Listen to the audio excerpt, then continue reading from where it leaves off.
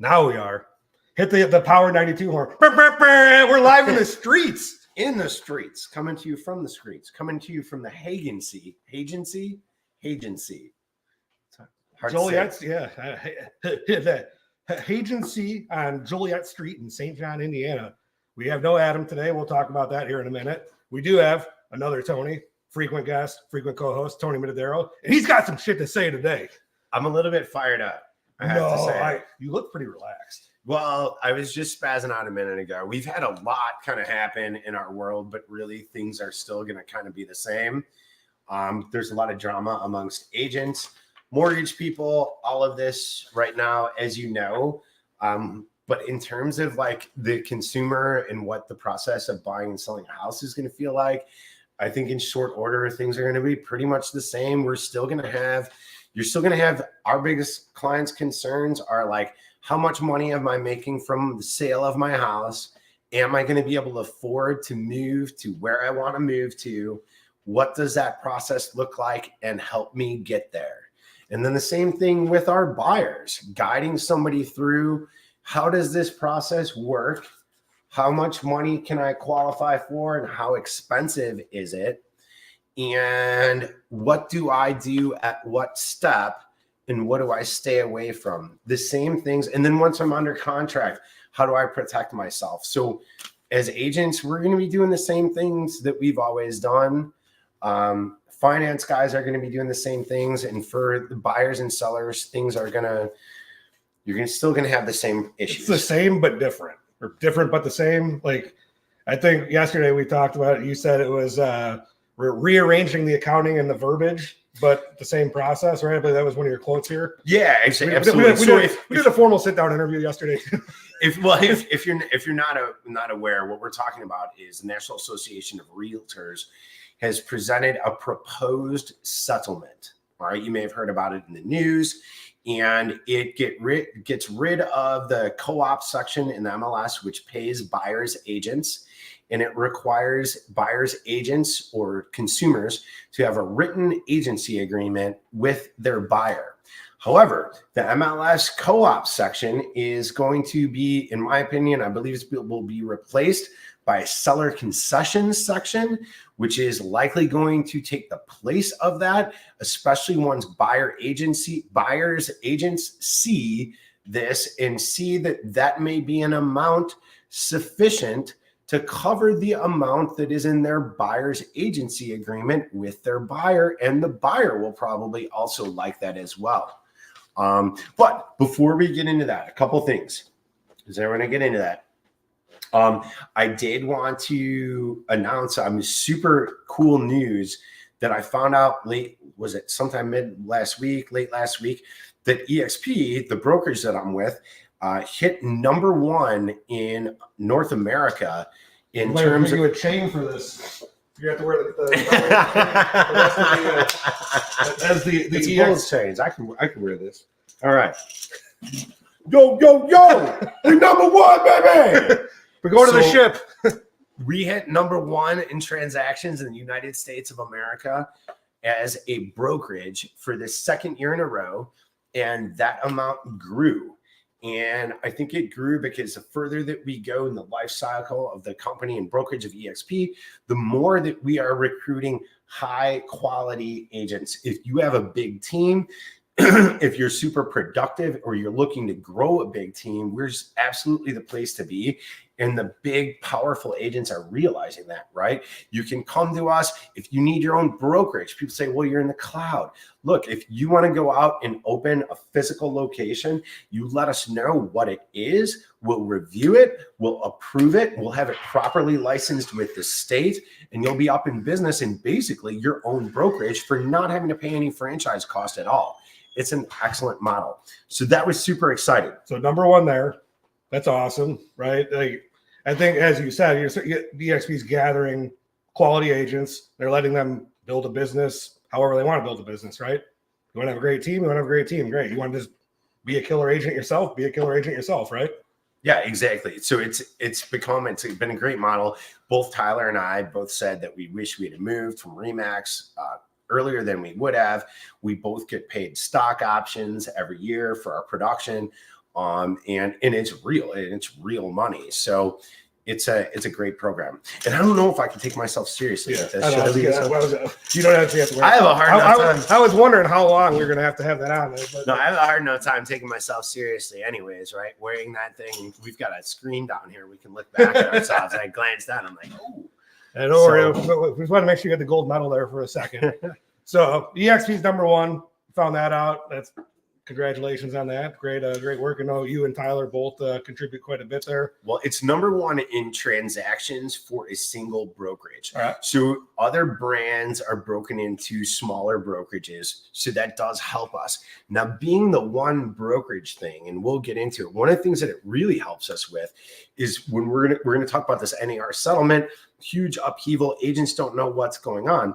We were able to have an intercompany meeting with 40,000 agents on it on the first Monday after this was announced. The Friday news dump, and then by Monday morning, you guys are already up and at them. One of the biggest things that you may have seen it in the news. People are talking about. The news talks about collusion on commissions. I've never seen it, and you know why?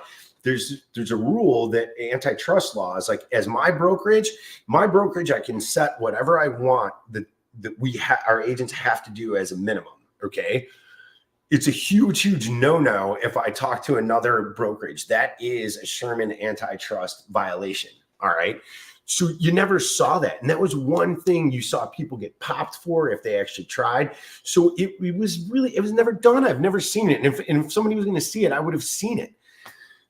So when it comes to talking about what are we going to do move forward for the agents in the business, it's a huge benefit to be able to circle that many troops, right? We look at the other big brand names that they could really only talk about commissions within their own little brokerage. And it's, you get something coming from the top, all right, your CEO or whatever. Even if you pay attention, it's very vague. All right, they have to be vague because they know the lawyers are watching them, and they can't say anything that could be contrived as colluding with other brokerages, right? Whereas we get 40,000 together, we're 40,000 all on the same team. We have about 100,000 agents, 40,000 on the call. So those are some big benefits. Well, I think that helps too. And I don't, for us, you and I specifically, Illinois, Indiana, they've never really had the buyer broker agency agreement as a mandatory requirement. Right. But you had several other agents from other states. There's 18 states that have required that since at least January. I think Minnesota was one of the first states to adopt mandatory buyer broker agency agreement in 2015. Yeah. And it's been something that we've recommended, but the perfect explanation is we have these other agents that are on our actual brokerage. And as a matter of fact, I invited you to a call. My little group had an open conversation. All right. We call ourselves the honey badgers because the honey badger is a badass animal. All right. But we have, I think, number 1, 2, 3, 4, and 6 in the nation on our little team. And some of these guys have been doing it for forever. So they understand what the consumer feels when they're presented with one. They know how they work, and you can talk directly and openly and honestly with this guy. So that's been super helpful. Let's dive into the settlement a little bit here. It's proposed.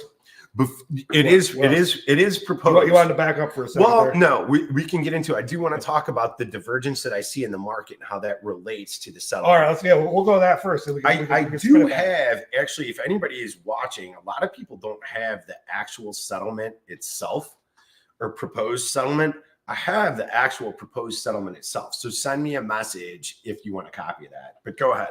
Well, do you want to do that? Or you want to talk about the divergence first? I think we could probably let's talk about what you're seeing in some of these outlier or further out markets and price points, and then we'll spin it back into, as a seller, why it's important to have the right agent. Yeah. So when we look at this whole thing, the settlement, it really comes down to value of an agent.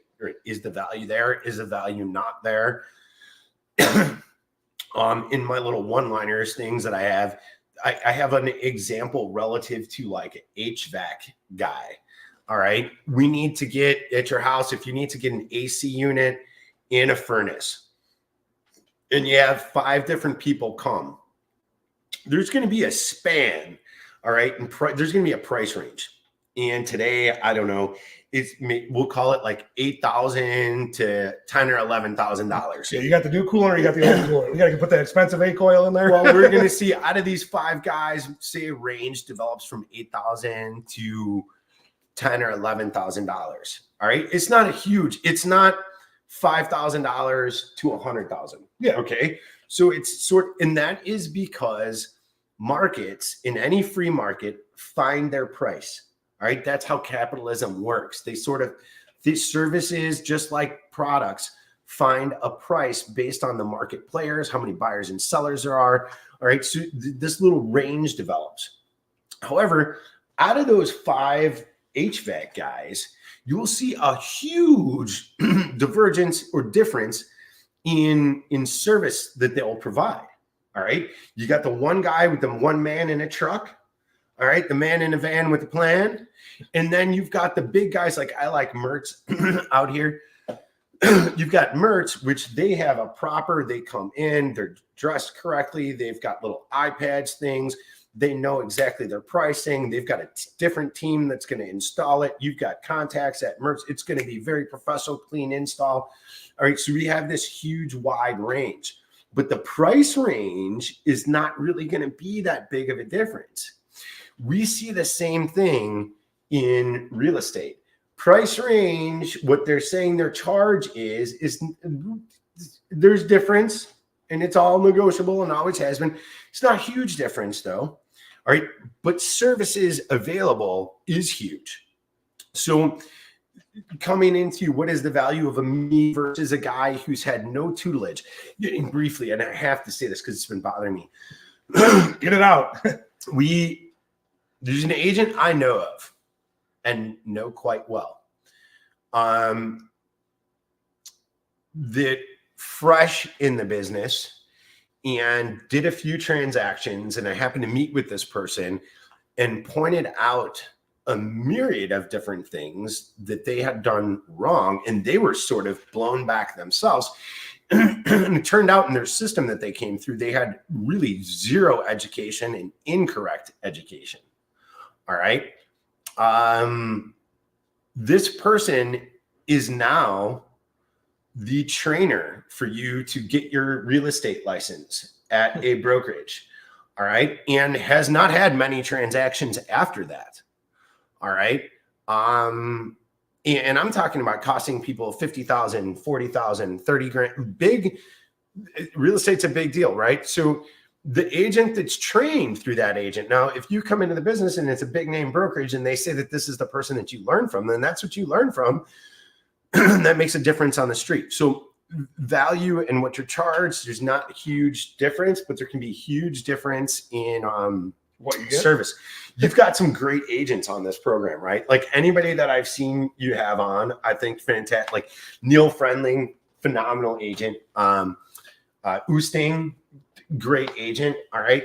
These guys are providing a service far exceeding what we have in terms of competition. So your third cousin that does hangs out, clicks a few buttons, and writes an offer for you. Exactly. So I wanted to get into it. And if you're watching, you're a market participant, you're a consumer, you're not a realtor, or you're not a finance guy, hopefully we can get you some information. People are always concerned about the market. I want to discuss what I'm seeing in the market right now. We still have super low inventory. All right. So low inventory and high buyer demand, right? Property should sail off the market. I see two things that have happened. It should fly off the market. I see properties lingering on the market. I see properties flying off the market and properties sitting on the market for a long time. No in between. There's not much in between. And what is creating that lingering? Okay, we have a mutual client. Tony's providing the financing. We're looking to buy an investment property. I went out to show them 5 properties the other day, and all of these properties were sitting on the market in what Sabrina had told us, and everybody agrees for her to tell you what the marketplace is. It should be a very hot market. People are moving to these properties are sitting. They got a hell of a golf course in that market. No, you're not a golf guy, but we want to pump some golf on that one. And so what I notice is all of these listings, they have terrible presentation, camera phone photography, terrible description. You're like, did this guy go to school? Did this guy write this with a crayon? Okay. And then they're also paying out a low buyer co-op. What the buyer's agent gets paid is low. And you as a seller don't know this generally, but here's how we get there. When I talk to people after the fact who've been through this experience, and I said, you know what? Your listing looked like shit. All right. And you know what? Everybody else was selling here. You sold here. What I find is the listing agent made it easy. And I get it that you want easy. It was just real easy. The guy came over the house and everything was done. What we were saying before we got on here, or that I was saying, is that it strikes me as truly concerning that a lot of times when I show up at a prospective seller's house, whether they know me as a highly experienced agent, they refer to me as the man, or they just found me and think, hey, like this guy looks really good, like he really knows what he's talking about. I'm shocked at how many people truly think that I'm going to be walking out with a listing agreement. I'll just take my pictures that I need while I'm there. I'll measure all the house and I'm walking out with a listing agreement. To do it right is not that. I mean, the other thing is you're not going to get that listing agreement super easy, right? If you're at a full boat commission. So, and maybe you will. I mean, we do, but this is selling your house takes some structure in a process. We have a process that we put everybody through, and generally what we're seeing on the back end, how this shows up in the market, the properties that are lingering. Yeah, the guy made it easy. He was a friend of so-and-so's and he just came over and he only charged me this much. Yeah, he only charged you this much. Okay. First off, it's a percentage, how much he's getting paid relative to what he's going to sell your house for. All right. But he took the pictures with his phone. All right. So emotions. When we buy everything based off of emotion. We got to always think about that guy laying in bed looking at realtor.com and what he's going to think the first second he sees that thing. All right. So dark pictures with a camera phone says cheap. This is a cheap, shitty product. Yep. All right. Usually a guy who's willing to do it that quickly hasn't thought about strategy or structure to his business for his clients at all. Usually can barely read and write. All right. There's no requirement for reading and writing to become a realtor. All right. So you look at the description, it's a silly description. There was no thought that went into it. All right. We've got classes that you can take on how to write to pique the emotional interest of a buyer. Now, if you look at my listing descriptions, they are not in proper grammar. All right. But they are specifically written to develop an emotional response. Yeah, you want to get a little build going to it so that they don't just look at that first picture. They look at the second one, look at the third one. Now I want to see the house. All right. And then you said something too, order of photography. These are agents that never think of the order of photography. All right. And then the killer. All right. When we get to buyer's co-op, by the amount that's going to be paid to the buyer's agent that actually brings the buyer, we're seeing some form of it's not a discount because we're not colluding. We're not all the same, but it's less than what I charge is my minimum. All right. So am I motivated to have my conversation with my client about, hey, you're going to have to cover this difference? Do you think they're going to be motivated? So what happens? You just showed me an example a minute ago. We saw one property list. It went for what? It was equivalent of a 20% discount. Yeah. We won't say what the prices were, but it eventually will sell. All right. For a 20% discount off of what it should have. Now that 1% that the fancy, the friendly agent that made it real easy that he saved, did he save him anything? No, right? Oh, hey, I'm going to save you $4,000 on my fee, but I'm going to cost if this is a $400,000 house, but I'm going to actually cost you $80,000 in potential equity payout, whatever you're going to get at closing. Right. And so your net loss is $79,000. And I want to say on that where I've seen this develop, he and I do Illinois and Indiana, and I go from west of Joliet to pretty deep into Indiana, Valparaiso, and I go south down to Rensselaer, all of that. Where I've seen this occur the most is in the $400,000 or less market. So like really the regular guy who just wants to make it easy. The guy doesn't have a lot of money to begin with. He's not super skilled, super sophisticated. He wants the guy that was friendly. And that is the guy that is continually getting jammed. All right. So that goes into the value of our commissions and co-op having a difference. And I know like there's a couple market areas where the co-op has sunk to less than what I want to work for. And really there's some places when a buyer calls me and I'll tell them straight up, like, I can't work for that. All right. So you're either going to have to find another agent in that area or you're going to have to pay me. Now, are you going to get me in that area? If you go to find an agent that's not going to be me, you're probably not going to get an agent like me or some of the other agents that you have on this program. So let's talk about that real quick. So I think a buyer's, their next thought would probably be, well, it's called a listing agent, what's Indiana's rules on dual agency? So dual agency, we call it limited agency here. Okay. It's technically not dual agency. So basically with limited agency, if you're repping the seller, right, you have that listing and I come to you and say, Tony, I want you to prepare my offer to buy this house. Your obligation, your fiduciary is to that seller. Absolutely. We have to explain to you, Tony, I represent the seller. I can certainly help you put this contract together and I can explain some things to you. I can't share any private information to the seller. I do represent him, but I can walk you through this process and guide you through it and answer any questions and help bring the contract together. I can convey anything from you to the seller and vice versa. But his information is confidential. Anything you tell me can go directly back to him. Now, how does that benefit you? It doesn't at all. Absolutely. Right. Now, here's the next thing. In real estate, we have a tendency to a few big dogs end up doing a lot of the business. If you get a big dog that's busy, he really doesn't want to care to talk to you. Okay. Get your own agent. All right. They just don't. We're going to do twice the amount of work. Okay. Even if we're getting paid from our seller, we're doing twice the amount of work with 5 times the amount of liability. Doesn't make sense. You'd be a damn fool. I mean, I'm very clear when people come to me on my listings, right? Like my job is not to sell your house. We don't sell real estate like this is a great pen. It's blue. You should buy this pen. It's a nice roller. The ink won't come off the paper. All right. And we're going direct to a buyer. This is not what we're doing, right? You're going to buy a property. It's a big thing. You're going to go out and get your own professional advice. Absolutely. One of the things that I put in my little stuff says, if we think about this, like going to court, all right, when you get arrested, what did I tell you when you get arrested? If you can't afford an attorney, one will be appointed for you. All right.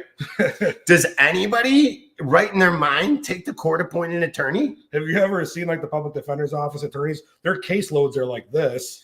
Yeah. They're not going to be able to provide you any service. You'd be a damn fool if you could afford an attorney to go out and get your own. All right. And here we're talking a couple percentage. Attorneys charge 33 1/3. All right. And it's likely going to get paid by the seller anyways, which is probably going a little bit too far. But I did want to cover these two market areas. If you're 400,000 or less, you should absolutely not expect the agent to like show up and leave with a listing agreement and your house is listed the next day. If they did, you just cost yourself thousands of dollars. I don't care what they charge you. We have very little difference in sort of this range of fees that has developed. Huge difference in service. And I think moving forward, you're going to see that range develop even further. So you want to cover what the settlement actually was? Yeah, we can. Well, yeah. So one proposed, right? So NAR, National Association of Realtors, pretty much says, hey, we're going to throw this money into a kitty over what I think it's 4 years of repayment. Yeah. And then we're going to change some of the long held practices. One of those changes, and I think it's going to be important, we talk about the photography in stemming that emotional impact on buyers, right? In July, they're expecting, buyer broker agency agreement to be signed prior to that agent opening a door. Absolutely. So now more than ever, your online presence, your photo presence, that emotional build is extremely important because that buyer, before they go see your house, they got to sign up with Tony and say, I'm willing to pay you X if we get this house under contract. Yeah, it's gonna your character, your experience is gonna have to be conveyed before you even get there. So briefly, the most simple way for agents and consumers to view this is we've had an accounting and verbiage change.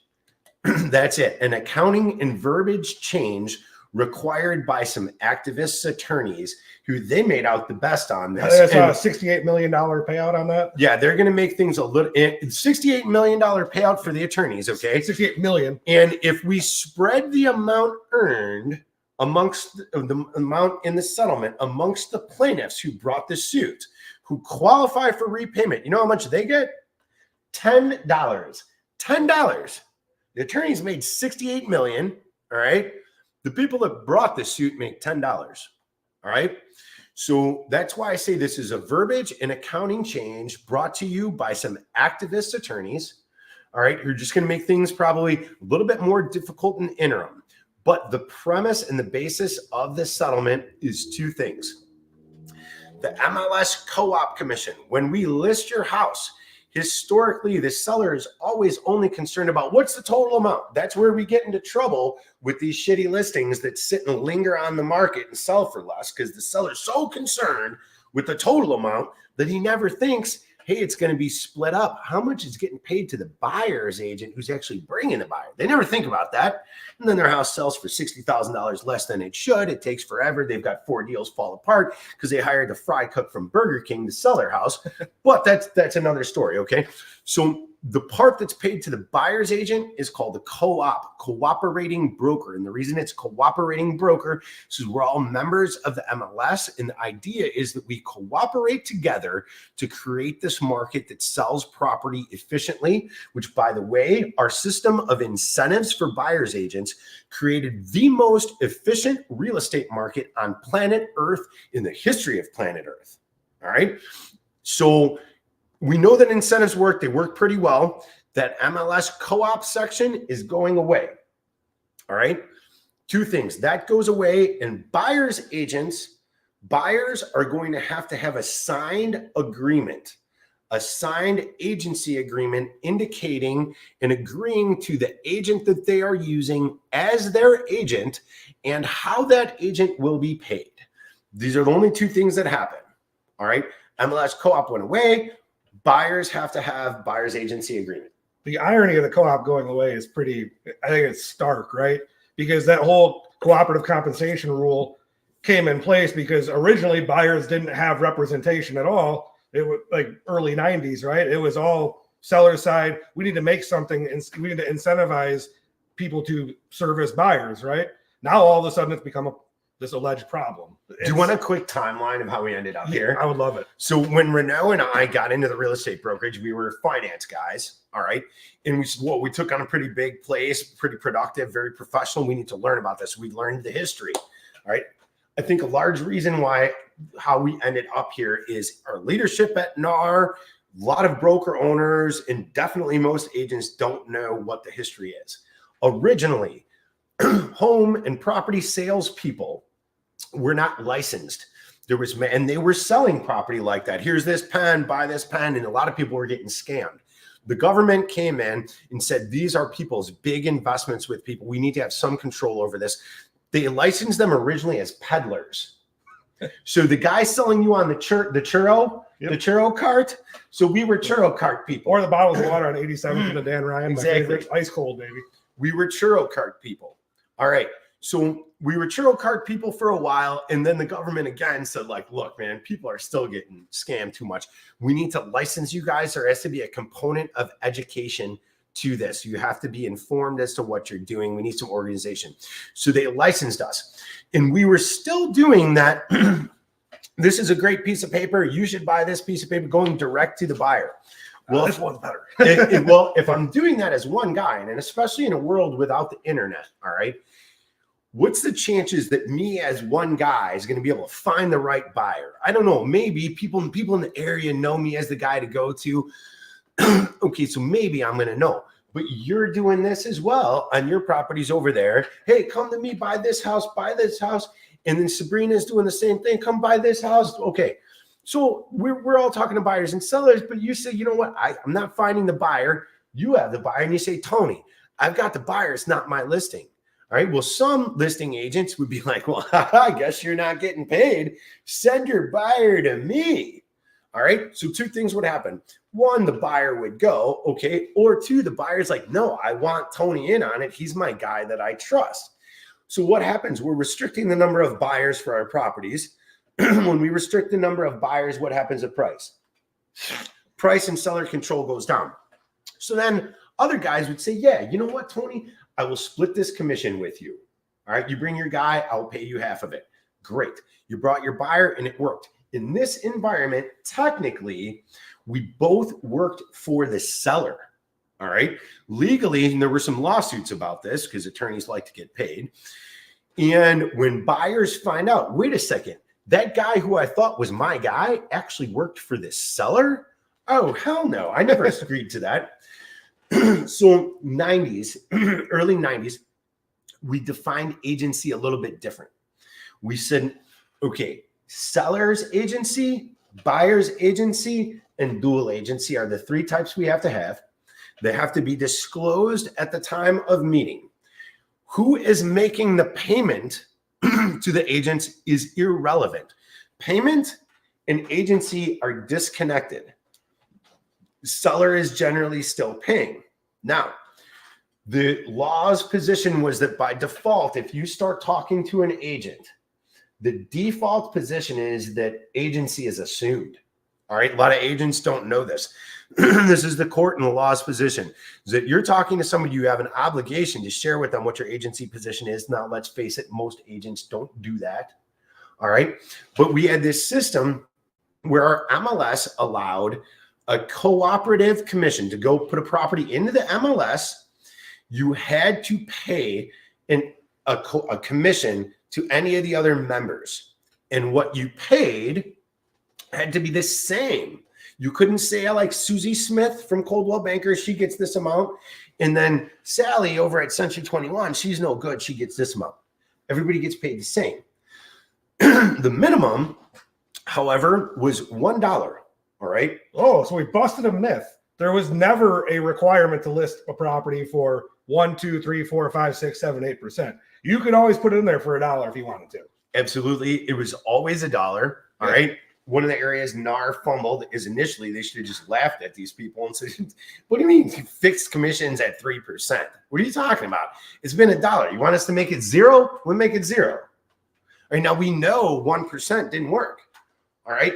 In the early 90s, when all this stuff came up, or in the 90s, by the time we got to the early 2000s, all right, we saw people try this. ForSaleByOwner.com when the internet developed. Yep. Tried it first. Bankrupted 5 times. All right, everybody that buys out of bankruptcy, we know that pay nothing system doesn't work. All right. The next people that tried it was in the recession. The banks owned this business. They controlled all of the listing inventory. And the banks said, you know what? Screw these agents. Right? We have all the inventory. We don't need to pay these guys. So they dropped the commissions to $1. It didn't work. Take a look at their auctions that they run. They pay $1. Do buyers like paying the difference? No. So we've had this system that's worked really great. And now we're saying you can't show anything in the MLS. However, sellers' concessions are still allowed. And I believe if these MLSs are smart, and I'm hoping and thinking that they are, that the day that co-op goes away, it's going to be replaced with a seller concession. Apply it however you want. All right. Yep. But when a buyer's agent's got an agency agreement that says he's got to get paid, and he's seeing that, hey, there's something in this listing, and the buyer sees that there's something in this house in particular that offsets the cost that I may have to pay my agent, and I don't have to dramatically increase my down payment to pay this guy, this is going to work. America loves payments. We've talked about this a million times. Yes. You and I talked about this last night and this morning. What was it, like almost 60% of America has less than $8,000 in non-retirement savings. Right.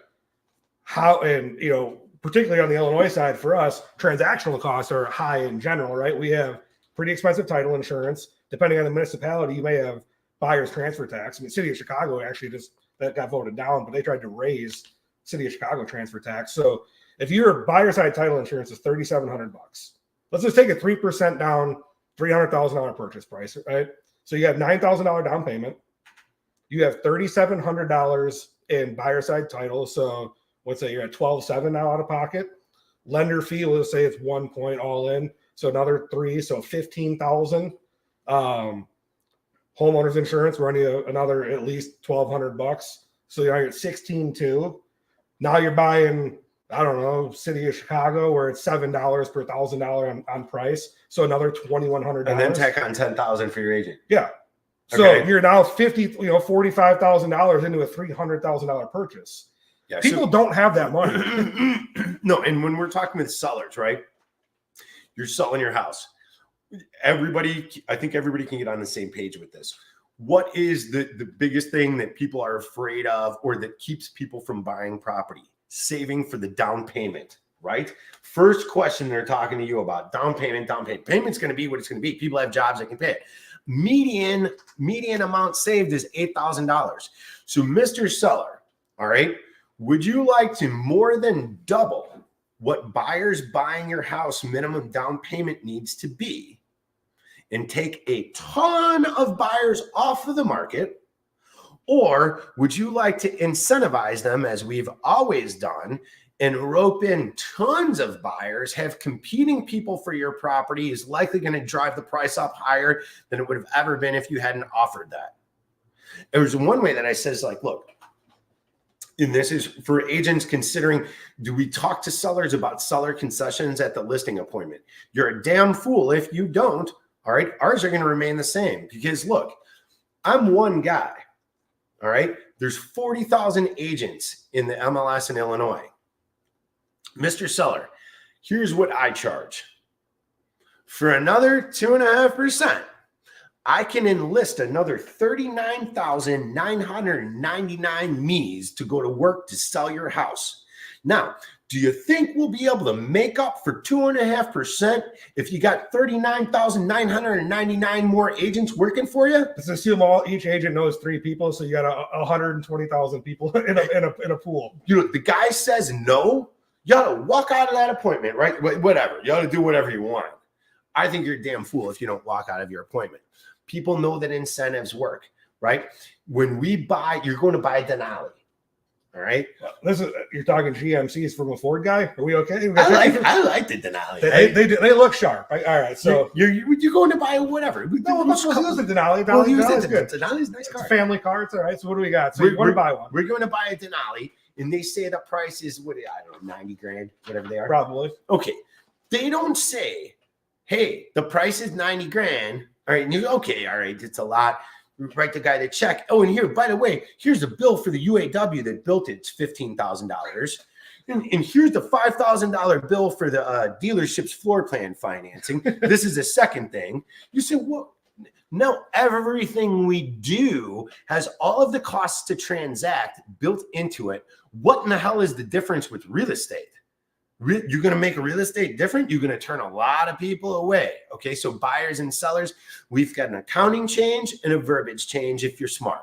All right. We're moving one thing to this side, calling it an expense, but it's still going to likely be paid by the seller. All right. In a verbiage change, we're going to call it a seller concession. We can call it a co-op. But then when people say, you call the guy on the phone, whatever. All right. So this is not that big of a deal. I think it's not that big of a deal. If you have questions about it, I have the settlement itself. If you're an agent, there's a whole lot of ways to explain these things. If you are an actual consumer, there's a zillion different ways to save you a bunch of money with this thing. Give me a call. I think we wanted to get into tax situation though. Oh yeah. So again, the value of a proper buyer representation is looking out for your best interest as a buyer, right? You and I have talked about this. Nick Osen's been on the podcast a few times. Him and I have talked about this. My office all the time, we talk about this. Cook County triennial reassessments. So 1/3 of the county is up for reassessment every year. It's no, whatever you want to call it, no surprise. The treasurer and the assessor are at each other's throats in Cook County. Hey, you let all these extra exemptions go through. Hey, you didn't value these properties right. Real estate property tax works like this. There's an input, which is the cash value or the perceived market value of your home, which is not necessarily what it's listed for. It's what the assessor says. Either in Cook County, multiply a particular factor. If it's homestead exemption, you back 10,000, you multiply it out by your tax rate. So when the reassessment happens once every 3 years, you probably got mailed a notification end of July of last year that said, here's your new assessed value. Well, okay. A lot of those times, those assessed values have jumped between 40 and 50% in a lot of these towns. And when they have a tax rate of like Park Forest of 45%, you now have a $150,000. I'm not kidding. We look at a $150,000 house with an $11,000 a year tax bill. And then you wonder, right? We go in the MLS and we look at some of these things. Why aren't these houses selling? Or why aren't values going up in this perceived affordable housing and all that bullshit? Well, there is one thing we said during the recession was the properties that we're sitting is we learn fully, and we know this. Any economist will tell you this. There is a direct inverse relationship between taxes and value. We only have so much median income to work with here. It can go towards the payment or it can go towards taxes. All right. You bring up one, the other one's coming down. So go ahead. There, all of a sudden, from a qualification standpoint, I had sent you an email about this and some other people. You know, if we just take $12,000 in taxes, just for an easy round number, your maximum debt to income ratio is about 50% of your gross income. So that's in this case, right? You take $1,000, it takes $2,000 a month in income to service just that debt to qualify for a mortgage. Right. So you have to have $24,000 in income to qualify just for that tax payment. Absolutely. This is happening. So if you're in Southern Cook County, you know, at pretty much anywhere like 394, that area, we could pull up and we'll post the list of all the townships that were reassessed. Go look at that thing that was mailed to you. If you can't find it, go to cookcountypropertyinfo.com, type your address in, go look on the right-hand column. When you see it, you'll see your 2023 board review certified value and plug that into the tax formula. Cook County, you and I both occasionally talk about the criminal tax rate there. It is criminal. Every county in Illinois, except for Cook County, does their tax method for real estate the same. Cook County does this smoke and mirror thing to get to the same number. It's very confusing. Let me share with you how this is playing out in the street. Properties have already been reassessed. If you look, you can find out what the tax bill will be. You have not received those bills yet. And people always work too late, right? People wait, they procrastinate and wait too late. Here's where we're at now. We have a reassessed value we know is going to affect the tax bill. On the street, we still have the tax bill that was the old tax bill out. When I go to sell your property, or any agent that's a member of our MLS goes to sell your property, we use the last 2 full installments. The last full year of the tax bill is what we disclose to the public. So right now, we are still going off of remember the guy laying in bed looking at realtor.com that creates that emotional process that results in a closed transaction. The thing that triggers that emotional process is still an old number. And it's going to be that way until we get the new tax bill that's coming out, fall through December. Yeah, it's Cook County. So it's historically supposed to be out in August, due September, somewhere around there. This past year, it came out in December. Okay. So I would anticipate sometime back half of the year. So the first level of pain has already kicked in, but in my opinion, it is going to be nowhere near the pain of once the full bills are actually out on the street. So what the first level of pain is right now, when I sell your house, I am showing the old taxes, that lower bill that still might have been too high, whatever. I'm showing that lower bill. Once the guy gets under contract, if his agent hasn't done this already, the attorney who's calculating what the tax prorations from the seller to the buyer need to be is going to say, whoa, tax bill went up. We need to jack up these prorations. I'm seeing this now. All right. Hey, man, your tax bill went up a lot. What you have to give the buyer is going to go up dramatically. Okay. But the buyer is already in love with the property. He's already under contract. He already looked at 20 of them. yeah, whatever. The taxes went up. We'll deal with it. You got the guy under contract. What happens once those tax bills come out? The amount of people that you get to that contract stage at this price likely will come down. Statistically, it ought to come down big time, right? Because you just dramatically increase the price because people are paying on payment. Okay, so payment just went up big time. The amount of property that people qualify for goes down big time. All right, unless you take the price and you dramatically change that to compensate for it. Now, if we were to put in place, you showed me one. This was in Glenwood. Yep. Taxes went from like 7,900 to what? 16,000 to 16,000. 16,000. I just sold one in Homewood. These people got ahead of the ball game. All right. Yeah, the taxes were 14,700 and going to 21,000. All right. 14,700 was a lot in Homewood anyways. All right. Now we're going to 21,000. All right. These are the type of things where if you're still in the house, if you love the area, God bless, stay there. If you're not a high income earner and you actually have to run a budget, all right, to run your life, these are the type of things that will keep you locked in to Cook County in Illinois, possibly the rest of your life, because you'll never be able to get, if you're not a good saver and you're relying on payment, you're never going to be able to get to the point where you're going to be able to make the savings to be able to transition the hell out of there. All right. These are the type of things that hold you back in life big time. And do you see this going away anytime soon? Absolutely not. And what I think we're talking about the payment, and if you're staying there, if you have an escrow account, so you're paying 1/12 of your taxes and insurance every month, and now that tax bill comes out, that bank is forwarding that whole bill, and they're coming back to you and saying, hey, Tony, you got to square this up in the next 3 months. We're jacking your payment up, not only to cover the increase in taxes, but to also cover that shortfall. It's going to be, honest to God, it's going to be a shitty Christmas delivery right there. Yeah, you know what? I really didn't even think about that too. If you are planning on staying and you're in Cook County and you're watching this, you're planning on, you love it there. I just love my neighbor, the kids in school, blah, blah, blah. Okay, then you better have some money together.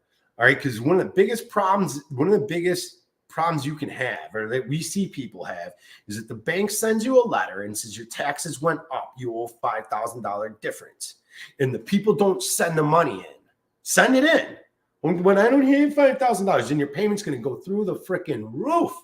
All right, because they have to account for the change and they have to build back up your little buffer thing. 2-month cushion. All right. So, and most people say, well, I don't have that money. The people who don't have the money are going to get burned even worse. So if you're staying, put away some money right now for when you get that. Unless you pay your taxes on your own, which like very few people do, right? Not a big thing lately. Yeah, it's way easier to just have the bank. Like, exactly. Even I'm a professional, and I'd rather just have the bank do it because I don't forget to pay them all the time. Which I do. And if Murray Miller is watching this right now, he's not so good at paying my taxes for me either on occasion. But hey, that's really important part. Go ahead with what else you were going to say on that. Yeah, no, it's just super important. Get a little kitty going to make up for what the difference is going to be. Because I see a lot of people all the time that didn't send in the money, and it's going to be more tacked on your payment than what it would be if you just paid what the difference is. If you guys want information on this, if you're in Tony's circle, reach out to him. I can get him my crash course. If you're in my circle, reach out to me. He's the guy. If you're on this stuff, don't call me. Yeah. Well, I'll give you the document so you can just forward it out. Or if you guys talk to Sabrina at all, I've actually put together a crash course on this because it kept happening the last probably month and a half, and it's hard to have the conversation with we talk about selling a house in Flossmoor, the house in Glenwood. It was an HF school district, probably one of the more desirable school districts in the market. You have one, I think they had a really good basketball team this year, but you see a lot of sports media personalities go to that school. They have a hockey team. Like, they have all the sports, huge demand. But now you look at it and go, could it be cheaper to send my kid to Carmel or to? Well, I have one right now living in Tinley Park in a townhome. They have 2 kids. They don't believe in the school system there at all. So they send their kids to Ileana Christian, which is a high school right over here in I think unincorporated Dyer. Great school.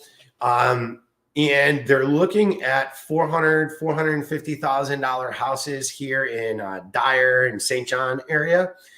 And they can go from their townhome to a $450,000 house. All right. And they, between that and the I think they get $6,000 or $7,000 from Ileana for living in state, and they're going to get some discounts to send their kids to school. They're going to actually save like $5,000 a year. By the way, their townhome taxes are going to 12.5 for a townhouse. 12.5. I just showed them $450,000 house with about a $5,000 tax bill. So from 12.5, all right, to $5,000, there's $7,500 savings right there. Oh, and plus they're getting $7,000 from the school. Okay, so we're talking 14.5 in savings immediately, and we're going from a townhome to a house. We can help you guys make this transition happen too. It doesn't take much. It's literally a phone call, some questions, and we value that service because at the end of the day, from the mortgage side, I'm on the hook for you making your payments for the next 3 years. Yeah. I want to get your deal done, but I also want to make sure that you have successful home ownership. Now, do you listen to Sean Thompson at all? Yes. Sean Thompson between 4 and 7 p.m. is fabulous. He's like, right, if you disagree with these taxes and this form of liberal government and this craziness, and I'm sorry, you keep your political opinions to yourself. If you like this Democrat stuff and you're going to stay, fantastic, all right? Stay. But put together a little kitty to plan for these taxes going up, or maybe my job's there or whatever. But if you don't like this, put together a plan to get out. Get to a state that has a budget that's in line. You know, Indiana had a balanced budget. Illinois doesn't even know like budget, like don't even bring that up. Like to them, balance just means that the amount extra that we tacked onto the debt didn't go up. And we haven't done that in quite a while. So you should expect your costs there to go up. Thankfully, there's still not a ton on the market. So if you do want to get out, you want to get ahead of that before you've got a full tax bill out. That's a big one. What else do we want to cover? Anything else? You got we wrote down some paper stuff. We talked. I guess we didn't hit each other with the one-liners too much, but I'm good. Well, you know what? I'm good. I mean, agents or people, like if you want to know what's up, I put together a list of things that make compartmentalizing this very easy. I did want to reference this article. We'll share it in the link a little bit later too. This was written by Budge Huskey, Huskey. What a name. Yeah, it was in the Herald Tribune. Real Estate Pro says, don't believe National Association of Realtors settlement myths. I don't know if you can see this. Okay. This is the best, most concise piece that I have found. If you go to my personal Facebook page, the last day or two, I posted a link to this. There's a zillion articles. I've read a ton of them. By far and away, the most concise, well thought out, works for agents and consumers to tell you what's really going on. It's amazing that thing's buried though, right? Yeah. Everything else, you click on all these other things. Oh, commissions, it's going to this, it's going to that. There's so much misinformation out there. And I use the term often, the amygdala, the part of your brain that identifies fight or flight, right? 2 times more sensitive to negative information than positive info. Well, and lastly, media loves it. The media loves it. The last thing I'll leave off with is the people who don't have much wealth. Brokenness loves a scam artist. What I mean by that is you're going to see a lot of consumers trying to think they're going to run a slick one. All right. You guys are consumers who think that you're going to, I'm going to save a bunch of money. Look, man, you're going to get scammed. You guys who think like that consistently get scammed your whole life over, which is why you got to run a scam, all right, in the first place, which is why you don't have the money to do it, all right? We're not going away. The transaction itself didn't really change much. And with the complexities of doing business in today's world, you're going to need us more than ever. And we're not working for free, all right? We'll work with somebody who appreciates us and whatnot. So don't think you're going to run a slick one or score some kind of discount. Those are always the people that get nailed. I tell this people all the time, there is literally no such thing as free lunch. But you see people trying. And when you look at the financial profile of the guy is a slickster, and you know by talking to him, right? The guy's a slickster. How's his financial profile look? Oh, I'm going to tell you right now that he's probably got less than a 600 credit score, overdrafts in the bank. I could tell, like, I don't know, like I said, this innate ability to kind of figure it out. But from a 25-minute phone conversation, I could probably peg your credit score within 15 points. Yeah, yeah. When I was writing mortgages, I felt the same way too. But even the guys who don't, and the guys who are just looking to grind out a deal, it's never a guy who's really ever amassed anything. It's not how big thinkers think. It's not how successful people think. Successful people go to the best that they can possibly afford. You may research them and do all that, and that is what you should do. All right. But there is going to be no way to skin this cat that you're going to be, like Biden came out and he's completely confused. I mean, he said he took the train over that bridge that collapsed. The bridge in Baltimore, he said he commuted over it many times, whether by car or train. No train has ever gone over it, okay? So, like, if you're going to say, like, well, Biden said, like, well, look at all the shit that Biden said. Right? Biden don't know how many grandkids he's got, okay? So, all right. So disregard that. Talk to a professional. You know, maybe you don't like how I come off. Maybe I'm not the right guy for you. Tony's got some great guys on this show. They're all good. I think I'm better, but we do it. I'm predisposed. Yeah. But anyways, no. Talk to a real professional, finance wise. In this guy's world, the internet people, God. I mean, you have got to talk to a real person. The value that he's putting out for our clients, when we're seeing what comes back to them, giving them an explanation of what they can and can't do. I mean, it's fantastic. We take it really seriously, and I think like we've talked. I think last week, 2 weeks ago, we're tied up with Bill Bloom, and we're talking about the time value of money or the money value of time. You could take those three words, put them all together. If you're a seller, right, your money, that's your house. How fast you can sell that determines your opportunity cost, right? For a future move. Working with professionals, you got those three things. If they can deliver you time, value, and money, or the value money of your time. And Bill Bloom, he's not going to say it, but Bill probably likely also multi-millionaire and built it himself from the ground up. So these are great people to take information from. I appreciate you continuing to have me on here. It gives me something to rant into, right? Which I think I need that release. I'm going to meet a really sweet lady with an awesome property in Crete on several acres with a pole barn and whatever. So you gotta get it out. I gotta get this out before it conveys to her. But we appreciate you. I think we got you on rotation every third week here. People want to get in touch with you, Tony at 20minutethero.com. Yeah, that you can Google my name, goof it up. I'll come up, even if you goof it up, or 708-259-3734. Awesome. Well, appreciate you hopping on. I think we'll probably have you on in 2 or 3 weeks. We'll talk probably additional settlement, other concerns, wherever else the market's going. But at the end of the day, if you're a consumer, it's business as usual. It just is rearranged a little bit. You want to work with somebody who knows what's going on. There's a huge divergence in skill sets in the services that can be provided to you. All right. And the guys who are providing this level of service, not much more, and will save you thousands. The do it right price or the do it twice price. Absolutely. Right on, brother. Thank you. All right. We're out here. We'll see you guys next Wednesday. We didn't know Adam. I don't think he's on next week either.